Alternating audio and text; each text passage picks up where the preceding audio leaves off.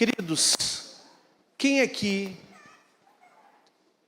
tem buscado no Senhor um tempo novo, um tempo de oportunidade? Levante sua mão. Quem aqui tem colocado expectativa em Deus de entrar num novo ciclo na sua vida? Você acredita que a nossa vida é cíclica? Você acredita que existem tempos e estações? A palavra de Deus diz que os filhos de Issacar, eles conheciam os tempos e as estações.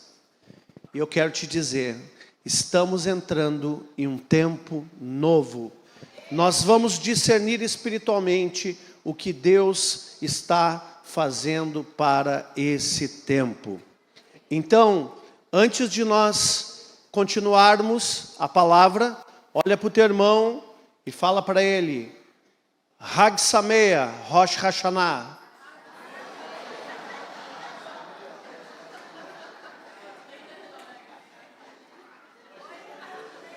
Se você está assistindo pela internet, deixa nos comentários aí se você também está esperando um tempo novo da parte do Senhor.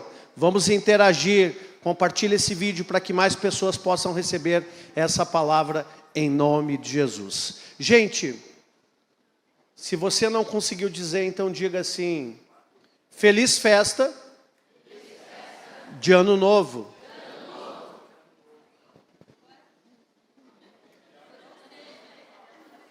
Ficou melhor, né? Pode resumir, pode falar, feliz Ano Novo.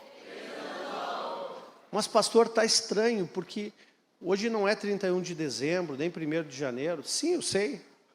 Mas é que nós, na nossa cultura ocidental, nós estamos condicionados a trabalhar em cima de um calendário gregoriano, onde o ano começa em 1º de janeiro e termina em 31 de dezembro, e a nossa contagem de anos é a partir do nascimento de Jesus Cristo.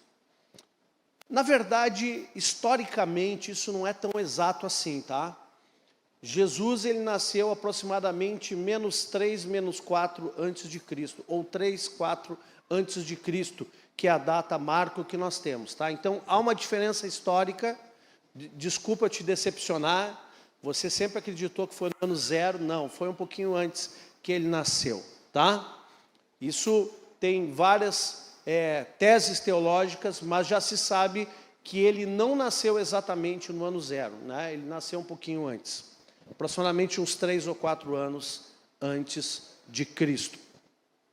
Mas aqui eu quero trazer para vocês hoje uma mensagem que eu não tinha pregado a vocês ainda, que quando chega essa época parece que a gente passa reto, mas eu quero trazer hoje aqui o entendimento sobre o Rosh Hashanah. Quero trazer esse entendimento para que vocês, e agora com auxílio, né, da infraestrutura, vai ficar mais fácil explicar algumas coisas para vocês. Nós sabemos que as festas do Senhor, as festas fixas do Senhor, estão no livro de Levíticos, que é um livro legislativo, no capítulo 23, ali estão as festas do Senhor. Eu sempre falo isso no tempo das festas, né? E nós estamos próximos a uma grande festa. Que festa é essa? Festa de Tabernáculos, ou Sucote. É uma festa tradicional do povo judeu, e Jesus, ele não nasceu em 25 de dezembro, ele nasceu em Tabernáculos, ele tabernaculou entre nós, ele era o Verbo, e o Verbo era Deus, estava com Deus, mas ele veio e tabernaculou entre nós, e isso aconteceu em meio à festa dos tabernáculos, que acontece entre setembro e outubro, dentro do nosso calendário. Mas antes de tabernáculos, começam a acontecer alguns eventos que prepara. A festa de tabernáculos é uma festa da primícia, é uma festa da colheita, é uma festa que celebra também a Torá. Existe uma festa, tem a festa das primícias, tem a Simchat Torá, que que é uma festa que celebra e lembra a Torá dentro da festa de tabernáculos, e é uma grande festa porque é uma festa de colheita. As festas bíblicas, na sua maioria, são festas agrícolas, que celebram a colheita. Amém? Então pode celebrar, porque tem uma colheita chegando na tua direção. Amém? Se você recebe, diga, eu recebo. Mas agora fala com fé, em nome de Jesus. Diga, eu recebo uma colheita de um novo tempo, de um novo ciclo, de uma nova oportunidade. E você vai entender por que eu estou falando isso aqui nesse slide que eu vou te mostrar aqui nessa noite. Então, Rosh Hashanah é um chamado espiritual para introspecção, ou seja, você voltar para dentro de si, meditar e renovação. E uma porta aberta para novas oportunidades. Quem aqui precisa de uma nova oportunidade? Amém. É o momento para celebrar a fidelidade de Deus e proclamar um novo ciclo em nossas vidas. Por que um novo ciclo? Porque o Rosh Hashanah é o ano novo. Ele é contado desde a fundação do mundo, desde a criação. Ah, pastor, mas então isso diverge com a ciência. Eu sei. Mas eu prefiro crer naquilo que diverge na ciência, eu prefiro crer na palavra. Amém? Então, o Rosh Hashanah é uma nova oportunidade, é um novo ciclo, um novo ano, um novo tempo que se inicia. Eu estava falando que tabernáculos é uma festa de colheita, mas antes de entrar na colheita, existem algumas coisas. Muda o ciclo, e depois de mudar o ciclo, 10 dias depois do Rosh Hashanah, nós temos o quê? Yom Kippur.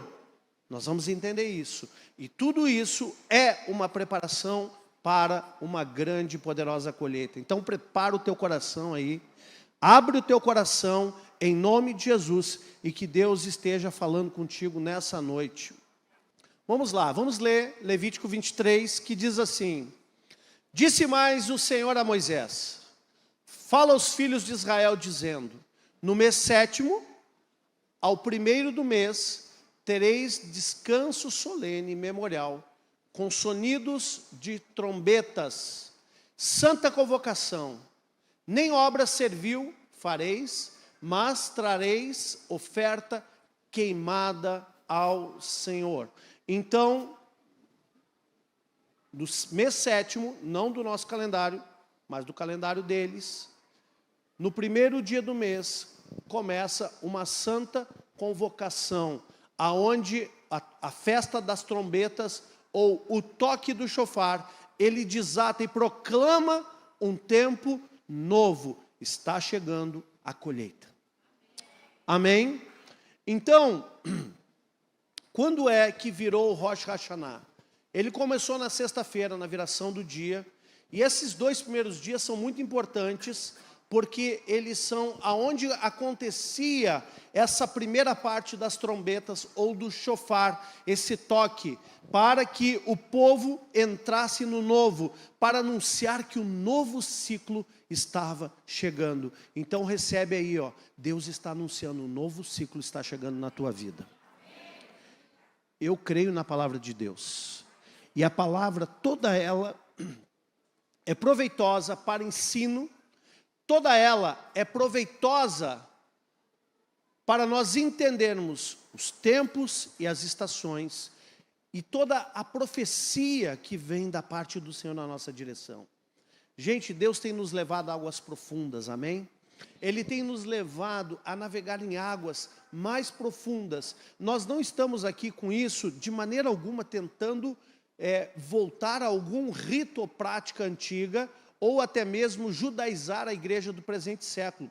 O que nós estamos fazendo aqui é voltar para as raízes, porque historicamente a igreja se desviou da raiz, e a raiz é Jerusalém.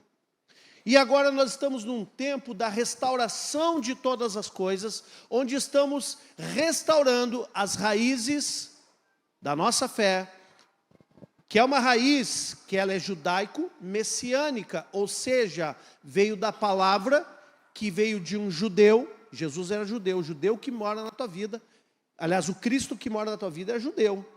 Então, ele veio para cumprir a lei, ele veio para cumprir tudo aquilo que já estava profetizado. Nós não podemos abrir mão das raízes. Amém? Por isso nós temos que discernir os tempos, os modos, as estações. Temos que entender tudo como funciona no mundo espiritual e nos usufruir de todos os benefícios do reino, porque tudo isso foi ideia dele, não minha e não sua. Amém? Então, o Senhor, quando fala das festas bíblicas, se você ler a partir do 1, ele vai dizer, olha, essas são festas fixas do Senhor. E entre as festas tem algumas questões, como essa, por exemplo, do Rosh Hashanah, que não fala o nome Rosh Hashanah, mas todo mundo sabe que esse texto está se referindo ao Ano Novo, né? A festa das trombetas, preparando para o Yom Kippur. Vamos falar um pouquinho mais sobre isso. Pode passar o slide, por favor. Ao longo do tempo bíblico, um portal de oportunidades se abre. Rosh Hashanah, então, é mais do que uma celebração cultural. É um chamado espiritual para reflexão e renovação. É um portal para novas oportunidades. É um momento para celebrar a fidelidade de Deus e proclamar um novo ciclo em nossas vidas. É um momento para reconhecer que Deus cumpre suas promessas e nos liberta de nossos adversários. Então, os judeus têm esse entendimento, porque isso já faz parte da cultura, da doutrina que eles seguem. Mas nós, como evangélicos ou gentios, que aderimos ao reino, que fomos enxertados na oliveira, nós precisamos saber os princípios do Senhor. Então, Rosh Hashanah é a proclamação, é o toque do shofar para um novo tempo na tua vida, meu irmão. E está acontecendo agora. E domingo que vem, na viração da noite, entraremos em Yom Kippur. Amém? Quem tem ouvidos, ouça o que o Espírito diz à igreja nesse tempo. Pode passar, por favor? Então, o som do shofar é a festa das trombetas. Na verdade, a nossa tradução, ela traduz como trombetas, mas aqui está falando é de shofar. O shofar era um instrumento utilizado para dar comandos para o povo e também comandos proféticos no mundo espiritual. A pessoa, no mundo judeu, a pessoa que toca o shofar, ela tem que ter toda uma preparação e ela não sai tocando qualquer coisa. Tem toques que são específicos. Inclusive tem uma palavra na Bíblia que diz que teve um homem que fez um toque estranho no shofar, e ele levou o povo ao erro porque ele tocou o shofar de maneira equivocada. E aí, isso aí causou prejuízo para o povo. Então, nós temos que entender o que significa espiritualmente o toque do shofar. É quando uma anunciação profética de um novo tempo está chegando. É quando nós estamos liberando algo no mundo espiritual. É como se um shofar estivesse tocando na tua direção. Por isso que quando nós falamos aqui, você recebe um ciclo novo na sua vida, você diz, eu recebo. Porque você reconhece que está tendo uma liberação profética na tua direção. Amém? Então, o som do shofar é um chamado à reflexão e um retorno a Deus. Assim como o shofar chama o povo ao arrependimento, o Espírito Santo nos chama a voltar nossos corações para Deus. E hoje, o Espírito Santo vai fazer uma obra poderosa nessa noite aqui. E essa obra é trazer o teu coração de volta. Vou repetir. Hoje, o Espírito Santo vai fazer uma obra poderosa. Que obra é essa, pastor? Conectar o teu coração no Senhor novamente. Pastor, mas eu já sou crente. Você vai entender o que eu estou falando. Pastor, mas eu oro, eu leio a Bíblia. Você vai entender o que eu estou falando. Hoje o Senhor vai te reconectar no propósito dEle. Um novo ciclo significa um novo começo. E para nós entrarmos no novo, muitas vezes nós precisamos nos arrepender do velho. Nós precisamos ter conserto. E o Senhor vai te consertar nessa noite. Diga, eu recebo. Eu recebo, eu quero esse conserto. Você quer? Amém? Queridos, nós somos falhos e nós precisamos desse toque do chofar nas nossas vidas. Se o chofar tocar na tua direção nessa noite, meu Deus, algo poderoso vai acontecer. Você realmente vai entrar no novo ciclo. Mas você precisa se apropriar dessa verdade. Você precisa dizer assim, sim, Senhor, eu quero, eu me aproprio. Desde os tempos de João Batista até os dias de hoje, o reino de Deus é tomado por esforço ou por violência. Está na Bíblia isso. Então você precisa se apoderar desse tempo novo na sua vida. Você precisa tomar posse e dizer, Senhor, eu recebo. Entra essa verdade na minha vida agora em nome de Jesus. Amém? Pode passar. Então, dentro da tradição dos judeus, dois elementos aqui são muito importantes, a maçã e o mel. Por isso que eu coloquei aquela maçã no início lá, né? Não é a maçã lá, não é a maçã que Eva comeu, até porque a Bíblia não diz que é maçã, né? Tem gente que fala, Eva comeu a maçã. Não. Diz que era o fruto proibido, mas ninguém sabe se era maçã, né? Poderia ser, mas a Bíblia não fala nada sobre isso, né? Assim como o grande peixe de Jonas, tem que dizer, Jonas entrou na baleia. Isso é presunção, está presumindo, né? Está deduzindo. A Bíblia não diz, então a gente precisa ser um pouco específico, detalhista, ok? Mas vamos lá. Aqui nesse caso, a maçã é maçã mesmo, tá? A maçã e o mel. A tradição de comer maçãs mergulhadas em mel. Você já comeu maçã mergulhada no mel? Não é a maçã do amor, tá? Isso aqui é a maçã de Rosh Hashanah. Maçã do amor é mergulhada no açúcar, né? As aqui é mergulhada no mel. Simboliza o desejo por um ano doce e próspero. O mel representa a doçura e bondade de Deus que desejamos em nossas vidas. Enquanto a maçã representa a renovação e a criação, conectando-nos ao livro da vida. Opa! Então, essa festa, ela tem um aspecto escatológico? Tem. Já vamos falar sobre isso. Ela tem um aspecto escatológico? Tem. Então, queridos, a maçã e o mel, eles têm esse simbolismo de profetizar um ano doce, um ano de prosperidade, um ano de reconexão com o Criador e com o livro da vida. E eu já vou falar sobre o livro da vida, mas eu quero me deter a isso. A maçã, todo mundo conhece. O mel, lá em Israel, o mel não é feito de abelhas. O mel, ele vem da tâmara, né? É um mel maravilhoso. Quem já comeu mel de tâmara aqui sabe. Quem é que já comeu mel de tâmara? É maravilhoso, tá? Quando eu for a Israel, peça para mim que eu te trago um tubinho de mel de tâmaras, tá? Por $100 a gente traz, não tem problema, tá? Ou compra aqui em algum lugar, né? Deve ter, né? Deve ter aqui em algum lugar.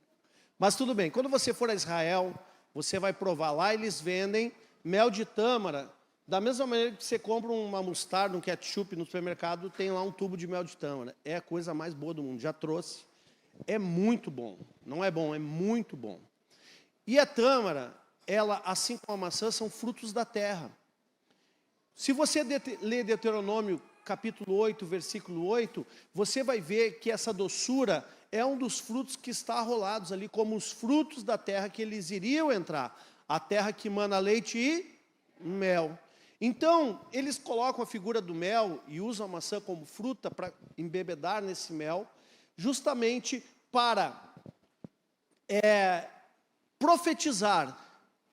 Gente, olha só, eu quero deixar uma coisa clara para vocês. Vocês já viram por aí, eu estava falando com os alunos da escola de líderes ontem. A gente vê algumas práticas por aí, né? Põe a mão no rádio, né? Bota o copo d'água do lado. Já nós vamos beber o copo d'água. Vocês já viram isso? Tá. Eu vou dizer para vocês o que eu penso sobre isso. Nós não podemos tornar o evangelho místico, ok? Não há poder nenhum no copo d'água, vocês concordam comigo? Não há poder nenhum no rádio, não há poder nenhum no mel e nem na maçã. Mas o poder está na fé, que talvez o fato da pessoa que ali é ativada por uma ação prática e física, isso gera fé, e a fé é que pode mudar as coisas. Vocês estão entendendo a diferença? Nós não colocamos a fé no objeto, mas nós colocamos a fé no comando. Uma vez eu vi o Randy Clark ministrando cura, e ele entrou num salão que tinha acho que umas 7.000 pessoas, lá em São Paulo, e ele disse assim, ó, quem tem problema no quadril, dá 3 batidas com a mão no quadril, e agora testa para ver se ficou curado. Ele nem orou. Será que um tapinha no quadril cura alguém? Não. O que cura é a obediência pela fé. Amém? Então, Naamã, quando estava leproso, ele foi falar com o profeta Eliseu. E o profeta Eliseu disse assim, nem atendeu ele, falou para os soldados, ele, ó, faz o seguinte, manda ele dar 7 mergulhos no Jordão. E Naamã disse assim, mas esse cara não se vergonha. O que ele está pensando? Dar 7 mergulhos? Acho que eu sou bobo? E aí os servos ali de Naamã disseram assim, olha, se fosse alguma coisa difícil, você faria. Mas já que é fácil, você está desprezando, né? Vai lá e dá 7 mergulhos. Isso é fácil, vamos ver se funciona. E ele decidiu obedecer. E imediatamente ele foi curado da lepra. Então, quando a gente coloca esses elementos, não é que os elementos em si, eles tenham algum poder. Mas, muitas vezes, são elementos que corroboram para uma ativação de fé debaixo de um comando e obediência. Amém? Está claro isso, igreja? Amém? Vamos lá, vamos adiante. Então, o livro da vida, né? Fala ali da maçã, que é uma espécie que, na tradição judaica, é uma conexão com o livro da vida. Que livro é esse? Esse livro da vida é um livro que eu espero que o teu nome esteja lá. Amém? Amém? Eu espero de verdade. Por quê? Porque tem pessoas que tiveram seu nome riscado, apagado. Está na Bíblia isso? Tá, vou te mostrar. O livro da vida, ele serve para 2 coisas.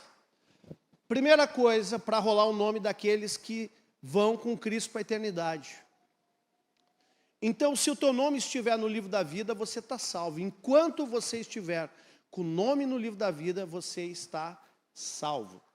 Se por acaso o teu nome for apagado, ainda tem mais um outro fator. Mas aí é problema, porque nós estamos vivendo um tempo da graça. Mas existiram outros tempos que Cristo ainda não tinha vindo ser sacrificado. Ele ainda não tinha passado pelo sacrifício, o Cordeiro Pascal, que derramou sangue por nós. E como é que essas pessoas serão julgadas? Se elas nem sequer tiveram oportunidade de saber de Jesus, porque elas morreram antes dele nascer. Como essas pessoas serão salvas? Esse livro da vida, ele também tem o registro de todas as obras do homem. Não somente o nome, mas também as obras do homem. Acredita-se, dentro da tradição dos judeus, que nesse tempo, desses 10 dias, do Ano Novo, do Rosh Hashanah, até o Yom Kippur, é um tempo que Deus revisita o livro da vida. Vou falar de novo, para que você tenha temor. Esse tempo, aonde inicia um ciclo novo, aonde há um tempo de 10 dias para a preparação do dia mais importante do ano, o Yom Kippur, nós vamos falar depois, é o dia do perdão, porque ninguém poderá ser salvo se não passar pelo perdão. Nesses 10 dias de arrependimento, é onde Deus revisitaria o livro da vida e faria as suas avaliações e considerações. Misericórdia. Então, preste atenção, nós estamos vivendo esse tempo. Ah, mas Jesus veio e nos perdoou. Ok. Mas os princípios de Deus são imutáveis.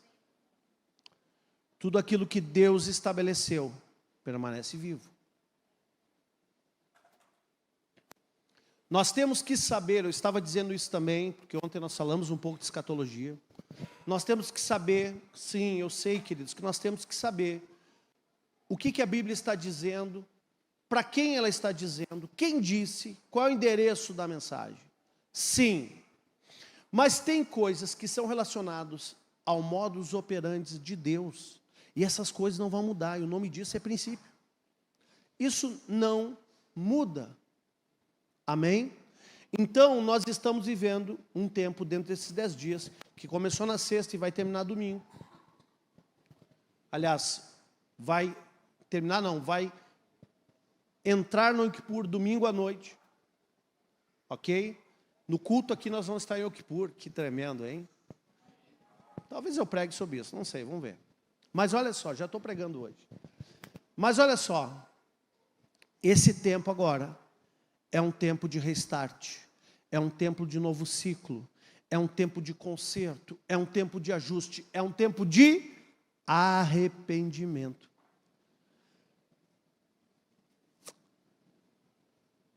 Se você for ler Hebreus capítulo 6, fala ali as doutrinas elementares de Cristo. E a primeira doutrina elementar de Cristo é arrependimento de obras mortas. Tem a doutrina dos batismos, tem a doutrina dos juízos eternos, da imposição de mãos, mas o primeiro é arrependimento de obras mortas.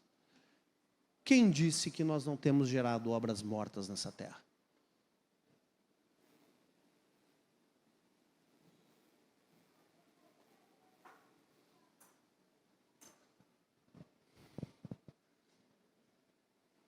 Isaías 11 fala dos 7 ministérios do Espírito Santo.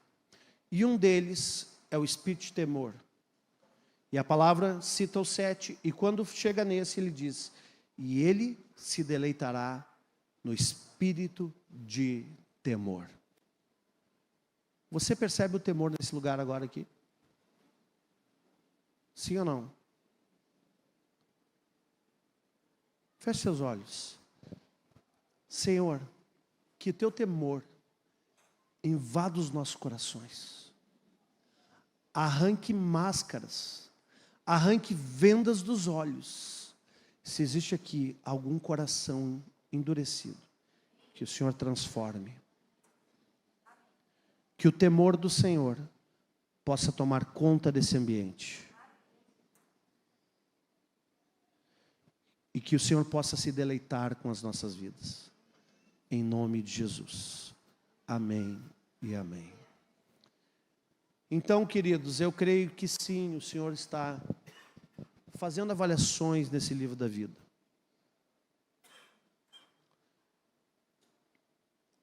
Durante Rosh Hashanah, acredita-se que Deus abre o livro da vida, que contém os nomes de todos aqueles que terão a vida eterna. Nossas ações e decisões têm consequências eternas. E este é o momento para garantir que os nossos nomes permaneçam no livro da vida através de arrependimento, oração e atos de justiça. Diga comigo, arrependimento, oração e atos de justiça. Novamente, arrependimento, oração e atos de justiça. Esse é o momento de nós levarmos a sério e consertarmos coisas que muita gente deixa. Não, eu sei que eu estou errado, mas depois eu vou acertar. Eu sei que a coisa está estranha, mas depois lá no futuro, um dia, semana que vem, mês que vem eu vou aprumar. Esse é o tempo. Esse é o tempo de você resolver a sua vida com Deus, em nome de Jesus. Pode passar. Apocalipse capítulo 3, versículo 5 fala o seguinte. Está falando para uma das igrejas, se eu não me engano é de Sardes, O vencedor será assim vestido de vestiduras brancas, e de modo nenhum apagarei o seu nome do livro da vida. Pelo contrário, confessarei o seu nome diante de meu Pai e diante dos seus anjos.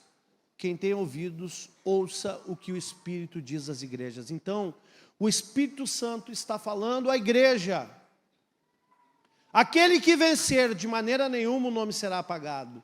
Mas então, você precisa considerar que aqueles que não vencerem a carne, não vencerem o pecado, o seu nome pode ser apagado. E se você tem ouvidos espirituais, ouça o que o Espírito Santo diz à igreja. Queridos, nós estamos vivendo uma era em que o Evangelho está sendo cada vez mais relativizado. Nós estamos vivendo uma era em que cada vez mais as pessoas, elas só querem falar de amor, mas elas não entendem que não é só o amor que importa, importa também a santidade, o compromisso com a palavra, de tal forma que você se mantenha no projeto de Deus. Vai ter muita gente falando amor naquele dia, e que até expulsaram demônios, até curar enfermos, e Jesus vai dizer, olha, eu não vos conheço, vós que praticais tais iniquidades. Então essa é uma chamada para a igreja do tempo presente. Tem gente que acredita, né, Martins? Naquelas teologias que diz assim, uma vez salvo, sempre salvo, né? É impossível perder salvação. Gente, se o teu nome é apagado, você perdeu a salvação. A não ser que haja arrependimento. Amém? Precisa desenhar? Está claro na Bíblia. Precisa desenhar? Está claro. Se é calvinista, arminiano, não, eu sou de Cristo, meu irmão. Vocês aí nem sei quem é direito. Amém? Eram uns doidos lá, protestantes, fizeram o protesto deles, mas a minha vida não está pautada num protesto, a minha vida está pautada na verdade. Amém? Então, o vencedor, e esse aqui é o Cristo ressurreto manifestando na terra. Quando nós lemos o livro de Apocalipse, nós não estamos falando mais do Cordeiro, porque o Cordeiro morreu, ressuscitou o leão. Amém? Nós estamos falando aqui de um Cristo ressurreto. E toda a profecia de Apocalipse, ela vem para nos abençoar, porque o livro começa dizendo, bem-aventurado aquele que lê as palavras desse livro. Então, se você não entende nada, mas você lê, você já é um bem-aventurado. Amém? Eu estou me coçando. Falei com a minha esposa, né?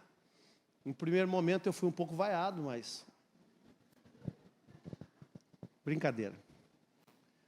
Eu estou querendo muito fazer uma série de só Apocalipse. Vocês querem isso? Nós estudar capítulo a capítulo de Apocalipse, para nós sair da água rasa e entrar nas profundezas. Amém? Por que eu sinto isso? Eu sinto porque, gente, está se aproximando o dia. Está se aproximando o dia do arrebatamento da igreja. E tem muita gente que está só na água rasa, ou está, conforme Hebreus 6 fala, vocês estão só nos rudimentos, vocês precisam prosseguir para aquilo que é perfeito, não lançando mão, né, dos fundamentos, mas prossigam para o alvo.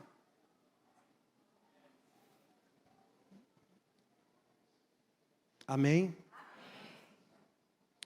Vamos lá, pode passar. Quem tem ouvidos, ouça o que o Espírito diz à igreja. Em Atos 3, 19 a 20 diz, arrependei-vos, pois, e convertei-vos para serem cancelados os vossos pecados, a fim de que da presença do Senhor venham tempos de refrigério. Você precisa de um tempo de refrigério? Quem precisa? Você precisa começar se arrependendo. Pastor, mas Jesus já cancelou meus pecados na cruz. Eu sei, mas essa verdade ela só se torna válida na tua vida quando você se arrepende. Amém?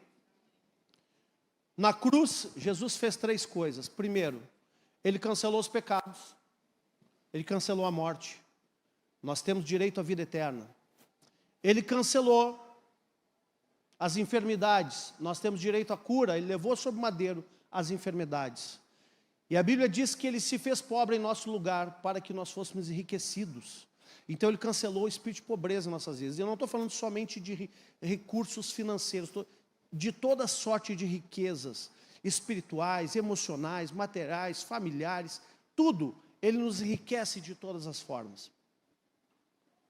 Agora, deixa eu te dizer, se uma pessoa está enferma, isso invalida o sacrifício de Jesus? Não, ele já curou todos, mas aquela pessoa está enferma. Então o que tem que acontecer? Tem que haver o encontro da fé daquela pessoa com essa verdade. E muitas vezes isso acontece através de alguém que tem uma unção de cura. Para liberar, embora Jesus já tenha feito, vai ter um ministrador que ministra a unção, que toca o chofar, que libera a ativação profética, a ativação espiritual e o milagre se manifesta. Amém? A mesma coisa, Jesus morreu para salvar todos. Todos são salvos? Ou você conhece alguém que não é salvo? Isso invalida o sacrifício de Jesus? Não! Mas alguém vai ter que tocar o chofar naquela pessoa, liberar uma palavra, apresentar o plano de salvação, fazer um convite, levar aquela pessoa a Cristo. Aí essa pessoa vai se converter. Então não significa que porque Jesus já fez, porque nós estamos vivendo. Assim como tem muita gente que hoje, até mesmo dentro da igreja, vive às margens de uma vida escassa e miserável. Vive às margens de uma vida escassa e miserável. Por isso que nós estamos tocando chofar. Porque eu creio que Deus pode mudar a tua história. Alguém vai ter que ter uma liberação profética, tocar o chofar, ensinar coisas para mudar a tua mente, para mudar a tua capacidade de enxergar, a tua cosmovisão. Amém? Mas a verdade, a garantia já está dada, está no mundo espiritual, já está selado. Amém? Então ele está dizendo aqui em Atos, você vai precisar se arrepender e se converter, porque senão os teus pecados não vão ser cancelados, embora Cristo já tenha derramado sangue por todos eles. E se você fizer isso, você vai ter um tempo de refrigério na sua vida. Quem aqui quer um tempo de refrigério? Oh, glória, Senhor, me leva, Senhor, junto às águas de descanso, refrigera a minha alma. Amém? O refrigério, ele não vem de fora, não são as coisas dessa terra. O refrigério vem de dentro e para fora. É o Senhor na nossa vida, nos levando a um ciclo novo, uma nova oportunidade, um tempo novo. Se você crê e recebe, diga eu recebo, em nome de Jesus. Pode trocar. Agora, o poder da oração. Lembra que eu falei arrependimento, oração e atos de justiça? Vocês lembram disso? Nós falamos aqui, falamos juntos de novo. Arrependimento, oração e guarda isso no teu coração. Arrependimento é o primeiro passo. O segundo passo é oração. E aí nós vamos falar aqui de um termo que eles usam, que é a tefilá, que é a prática da oração como meio de comunicação e conexão com Deus. A oração é nossa linha direta com Deus e deve ser uma prática constante. Os judeus oram muito. Eles têm essa prática da oração chamada tefilá, que é uma oração constante. Eles estão sempre buscando o Senhor. Agora, o Novo Testamento também fala? Fala. Orai sem cessar.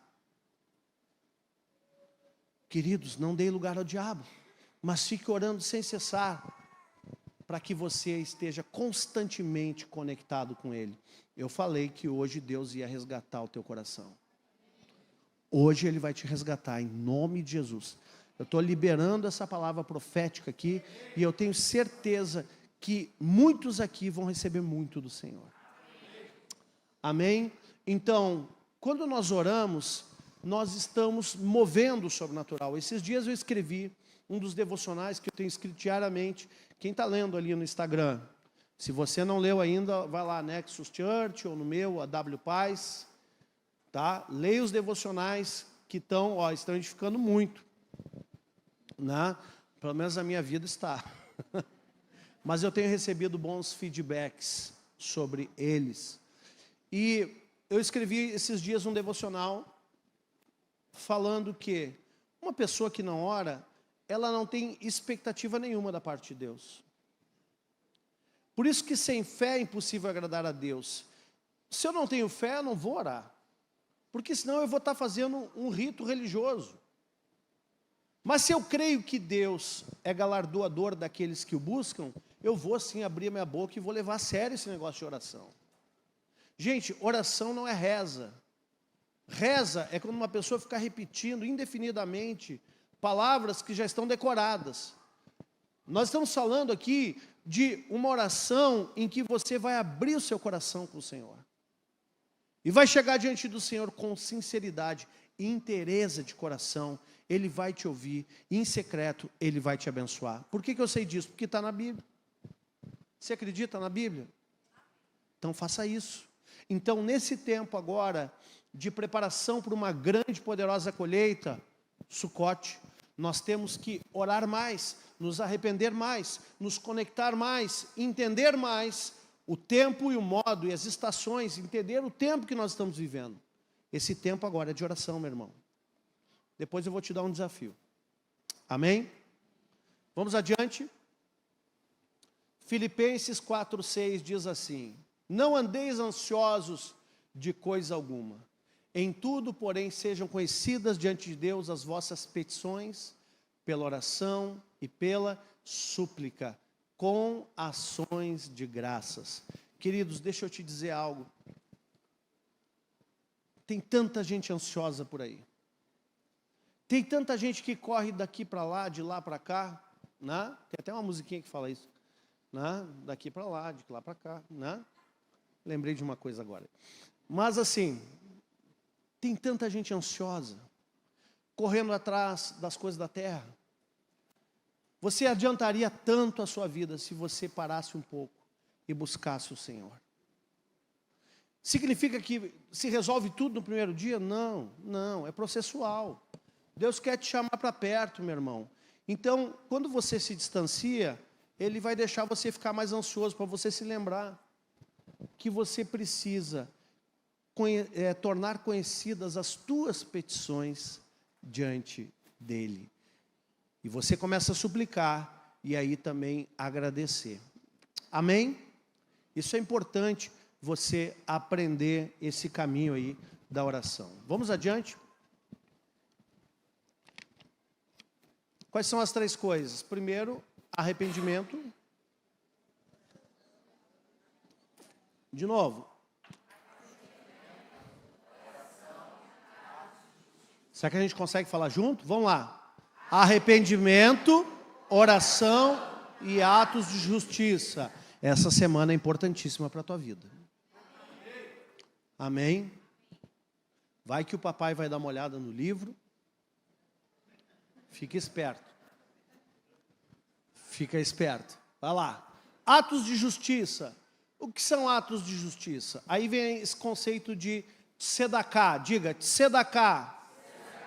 Tzedaká vem de tzedek. Fala, tzedek. O que é tzedek? É a justiça de Deus. Que tem a ver com justificação. Não tem a ver com a justiça da terra. A justiça da terra é trapo de imundícia para Deus. Porque a justiça da terra tem a ver com direito. E a justiça de Deus, ela tem a ver com justificação, que significa alinhar, que significa colocar as coisas no lugar. Por isso que a justiça da terra ela é muito diferente da justiça de Deus. Deus, Ele é o justo juiz, e quando Ele age com justiça, Ele está agindo para colocar as coisas no lugar. As sentenças que Deus dá é justamente para que a tua vida vá para o lugar. Ainda que por um tempo possa parecer uma pena dura, pode ser uma disciplina, mas Ele também é o justo juiz. Ele também te abençoa por justiça. Amém? Ele também te abençoa por justiça. Quando você subir com Jesus no arrebatamento, a primeira coisa que a igreja vai passar é por um tribunal. Você sabia disso? Você sabia disso? Você vai passar por um tribunal. Mas não é um tribunal para te condenar, porque você vai ser salvo. Amém? Se você subiu com a igreja, você está salvo. Então você lá não vai mais pensar se eu vou para a eternidade ou não. Você vai pensar como você vai passar a eternidade. Né? Então ele vai olhar o quê? As tuas obras para te recompensar. A salvação não é por obras. A salvação é pela graça, que é viabilizada mediante a fé. Mas as obras, elas servem para glorificar o nome do Pai. E por essas obras também o galardão virá na nossa direção no tribunal de Cristo. Que obras você tem feito? A obra que você está fazendo deveria ser a obra que Ele te chamou para fazer. Atendendo uma chamada. Porque toda obra que nós geramos fora da chamada dEle é obra do homem. Madeira, feno e palha, e essa será consumida pelo fogo. Mas a obra que Ele mandou você fazer, essa obra é ouro, prata e pedras preciosas, e ela vai permanecer. E isso vai aumentar a tua recompensa na eternidade. Então, uma pessoa que fez uma grande obra, né, provavelmente vai ganhar uma morada, né, um lugar lá, bem pertinho do pai, né, ou do filho, né, vai ficar lá numa posição de honra. E aquele que as obras foram queimadas, vai ganhar uma vassoura de ouro, e vai limpar o pátio do céu, né? Eu acho que é isso. Deve ser isso, né? Amém. Vamos lá, vamos voltar para cá. Então, a tzedaká, ela vem da raiz de tzedeque. Tzedeque é justiça e a tzedaká são atos de justiça. Gente, a tzedaká, vamos entender o que é a tzedaká. Dentro da cultura, da lei, dos princípios, os judeus praticavam as suas contribuições. A primeira delas, a primícia. Depois da primícia retirada, vinha a 10ª parte do restante da colheita, que era o dízimo. E depois do dízimo, tinha mais um dízimo. Então, eles retiravam a primícia, o que sobrava 10% eles dizimavam. E aí depois daquilo que sobrava ainda, mais 10%. O que era a tzedaká? Era essa quantia que ela tinha duas finalidades. Primeiro, ela era para ajudar os pobres. Então pessoas dizimavam, não o dízimo, era um terceiro dízimo, ou uma terceira contribuição, porque tinha a parte que era do sacerdote, tinha a parte que era do templo, e tinha a parte que era para os pobres. Então, a Bíblia fala que no primeiro ano, eles dizimavam aproximadamente 10% da colheita para os pobres. No segundo ano, eles faziam a mesma coisa. E no terceiro ano, eles traziam esse terceiro dízimo, eles traziam essa tzedaká para o templo, para comer em comunhão junto com os sacerdotes. Né? Quando eu falar de dízimo no treinamento de finanças, eu vou abrir um pouco mais esse entendimento. Mas, os atos de justiça, vocês lembram, quando fala no Novo Testamento o seguinte, quando a tua mão esquerda fizer uma oferta, que a tua mão direita não fique sabendo. Quem já leu essa passagem? Na verdade, ali, oferta não, esmola que fala, é uma má tradução. Na verdade, ali é atos de justiça, ou seja, tzedaká. A palavra original do grego é tzedaká. E esse ato de justiça, ele é justamente para praticar duas coisas, caridade e generosidade. Então, tzedaká é a prática da justiça social através de caridade e generosidade. A caridade e a generosidade não são opções, mas mandamentos bíblicos. Então, ajudar pessoas é mandamento bíblico. Amém? Então, olha só. Há uma diferença entre caridade e generosidade. A generosidade é quando nós ofertamos para alguém que não precisa. E caridade é quando nós ofertamos para alguém que precisa. Mas as duas coisas estão dentro da mesma intenção, que é de trazer atos de justiça social. Ok? Então, por exemplo, quando nós percebemos necessidades, como agora, semana passada, fizemos uma ação para recolher alimentos, né? Isso é uma espécie de sedacá, uma espécie de justiça social. Não é o foco da palavra aqui entrar nos detalhamentos sobre a questão de ofertas, mas eu quero dizer para você que nessa semana você deveria olhar para os lados. Amém? Vou falar de novo. Nessa semana que estamos em Rosh Hashanah, num novo ciclo, estamos direcionados para o Yom Kippur. Você deveria olhar para essas três coisas. Primeiro, arrependimento. Segundo, oração. E o terceiro, olhar para os necessitados. Amém? Essas três coisas caminham juntas na visão do Rosh Hashanah. Ok? Então, vamos lá, vamos adiante. Está claro isso? Vamos lá. Como podemos observar, então, o Rosh Hashanah? Este é o momento para avaliar a nossa caminhada com Deus e fazer ajustes necessários. É uma oportunidade para autorreflexão e crescimento pessoal. Então, quando eu falo olhar para os lados, não significa que você vai ser bom só numa semana. Mas é uma semana que você vai refletir sobre o assunto, o que você tem feito, aonde você já alcançou e o que você pode melhorar a partir de agora. É uma semana que você vai santificar as suas intenções, vai santificar a tua mente e vai te conectar com o Senhor e procurar crescer com Ele, observando esses três princípios: arrependimento, oração e atos de justiça. Amém? Vamos lá, adiante. No Salmo 139, fala o seguinte: sonda-me, ó Deus, e conhece o meu coração. Prova-me e conhece os meus pensamentos. Vê se há em mim algum caminho mau e guia-me pelo caminho eterno. Então, nesse tempo, é um tempo de você permitir que Deus sonde o teu coração. Permitir que você mesmo também faça um esquadrinhar do seu coração, para ver se o Espírito Santo não te mostra algum caminho mau, algum desvio. E assim como o salmista, dizer no fim: guia-me, Senhor, pelo teu caminho, guia-me pelo caminho eterno, aquele caminho que tem a ver com o livro da vida também, né, que é eterno. Senhor, eu quero estar nesse livro, amém? Essa é uma boa semana para conversar com Ele sobre isso. Tá bom? Vamos adiante. Então, não posso deixar de falar também, se nós vamos entrar em arrependimento, a importância do perdão.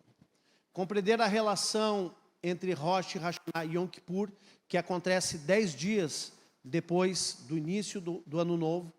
O dia da expiação é crucial.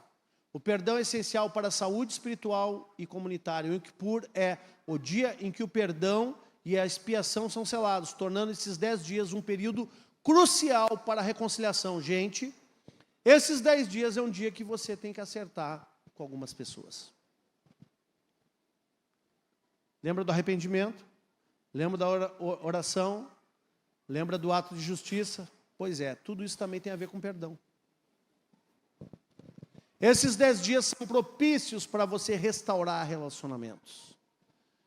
Yom Kippur era o dia do perdão, ou é o dia do perdão. E quando havia templo, preste atenção, algumas coisas não acontecem mais para os judeus, não é porque veio Jesus.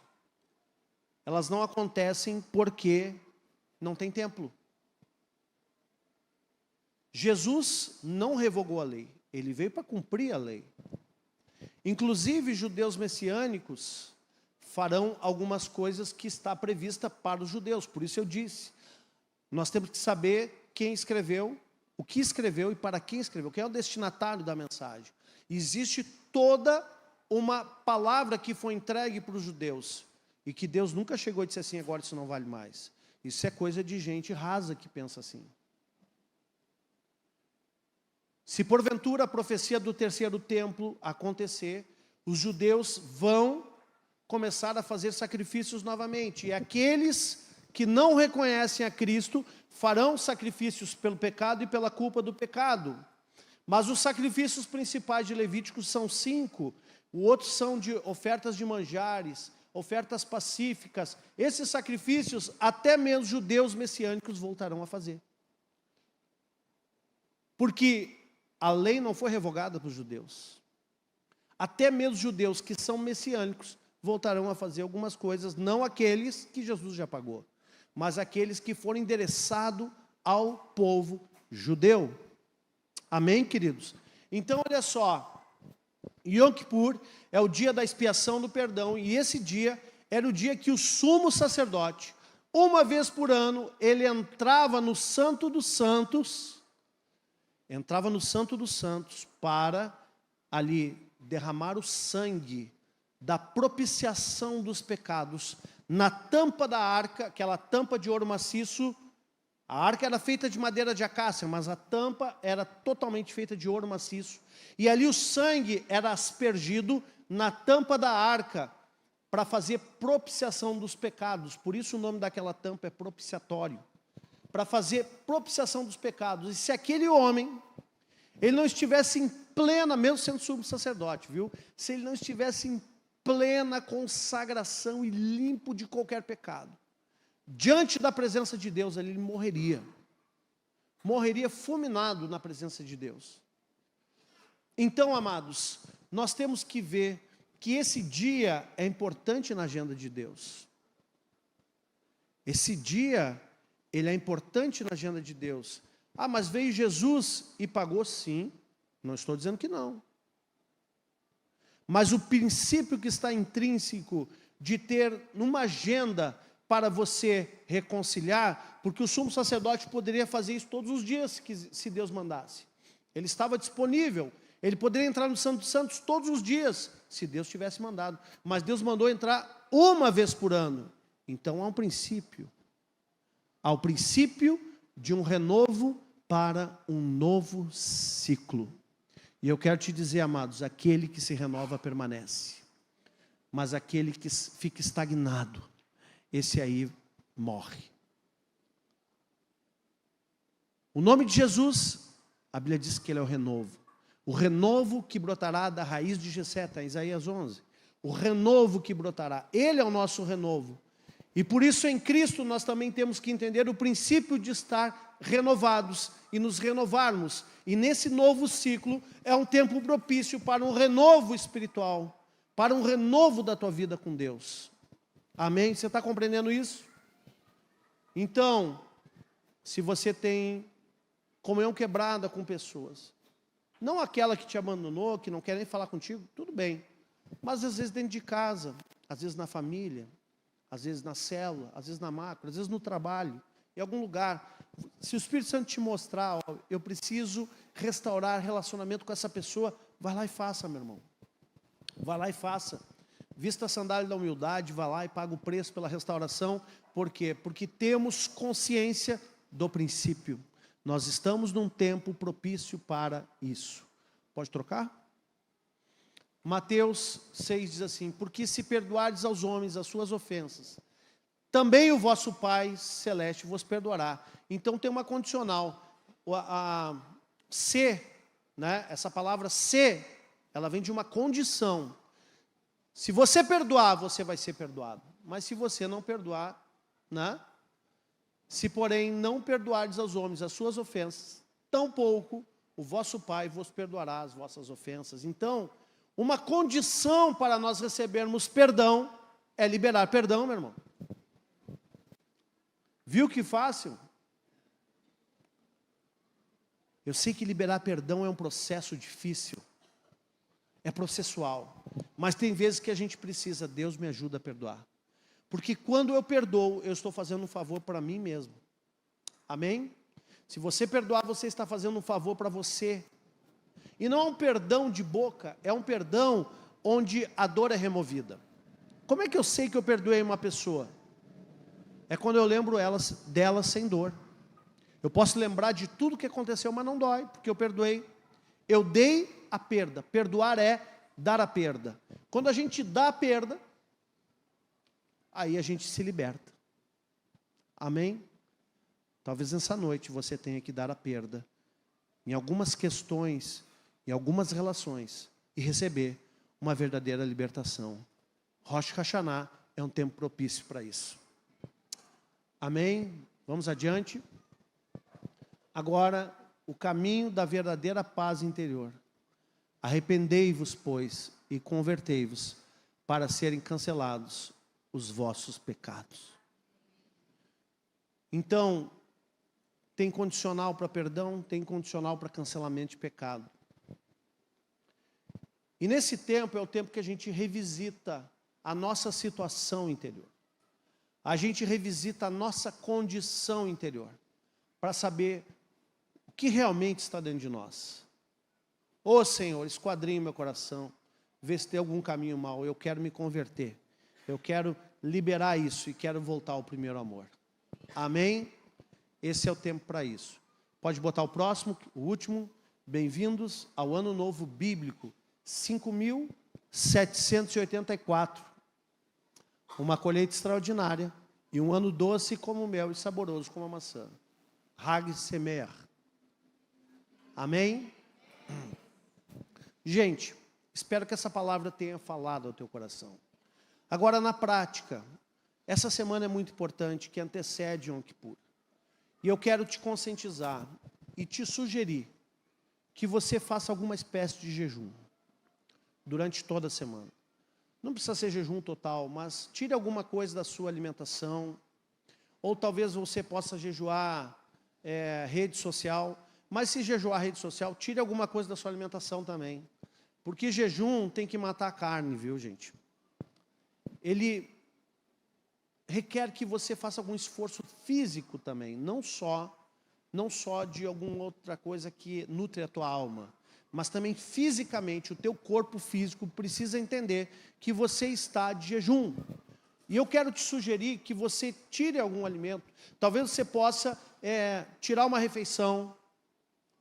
Talvez você possa tirar Coca-Cola. Nem sei se é jejum, mas se o cara é viciado, é jejum, né? Mas alguma coisa que o teu corpo saiba. Estou me abstendo de alguma coisa em prol de uma elevação espiritual. O que é isso, pastor? É eu me conectar com Deus, eu me arrepender. Os antigos falavam, né? Enlevo espiritual, né? Para que você tenha um enlevo espiritual. Os antigos falavam isso, né? Mas eu quero dizer para você que você precisa se arrepender, você precisa orar, e você precisa pensar nos outros.